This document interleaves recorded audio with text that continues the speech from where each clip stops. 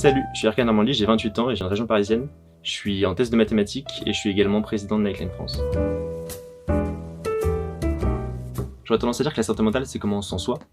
Est-ce que je suis anxieux en ce moment? Est-ce que j'ai confiance dans l'avenir? Ou est-ce que je me sens épanoui? Il y a plein de choses qui peuvent impacter sa santé mentale. Par exemple, les maladies mentales, mais aussi la précarité ou juste est-ce qu'il fait beau aujourd'hui dehors. Et l'enjeu autour de la santé mentale, c'est de se dire que comme la santé physique, c'est quelque chose dont il faut prendre soin. Donc aller parler de ces problèmes, donc faut pas hésiter à en parler à des spécialistes, à sa famille, son entourage ou à une ligne d'écoute. Nightline France, c'est une association qui a été fondée en 2016 et qui s'est rapidement développée dans toute la France. Nous, le but, c'est d'amener les étudiants à prendre soin de leur santé mentale et à prendre soin de la santé mentale des étudiants autour d'eux. Et on va aussi essayer de proposer des changements sur le système de santé mentale tel qu'il existe aujourd'hui en France. Le projet phare de Nightline, c'est une ligne d'écoute nocturne en anglais et en français qui est gratuite, non sans jugement et confidentielle. Et elle est animée par des étudiants pour des étudiants. On essaie autant que possible de mener des actions de terrain. On propose plus d'une centaine de stands directement dans les universités pour essayer d'amener les étudiants à parler de santé mentale et découvrir leur santé mentale. Depuis 2020, Nightline a pas mal diversifié ses activités.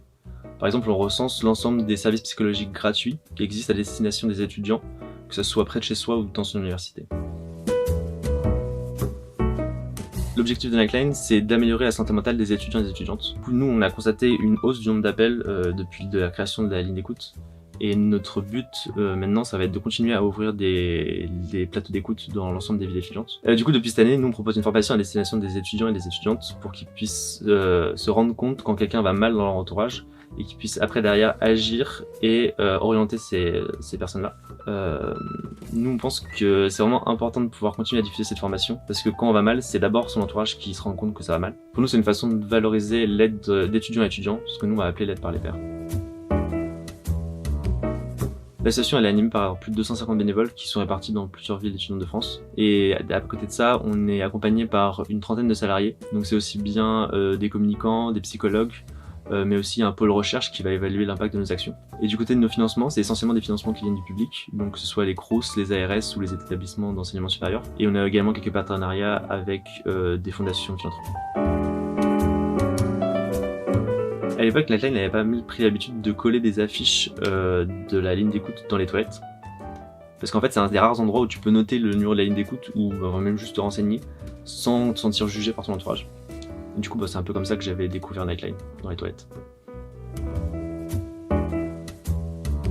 Moi personnellement, je m'étais déjà retrouvé face à des étudiants ou des amis qui étaient en détresse psychologique et je m'étais senti un peu démuni pour leur apporter une réponse qui était pertinente. Et du coup, c'est un peu ça qui m'a motivé à rejoindre la ligne d'écoute, me dire que je pouvais apprendre ces compétences-là. Ce que je retiens, c'est que être à l'écoute des autres, c'est quand même quelque chose qui s'apprend, et ça nous aide aussi dans tous les aspects de notre vie. Et je suis content de me dire que l'ensemble des bénévoles qui seront passés par Nightline, eux, ils auront acquis ces compétences d'écoute et de bienveillance.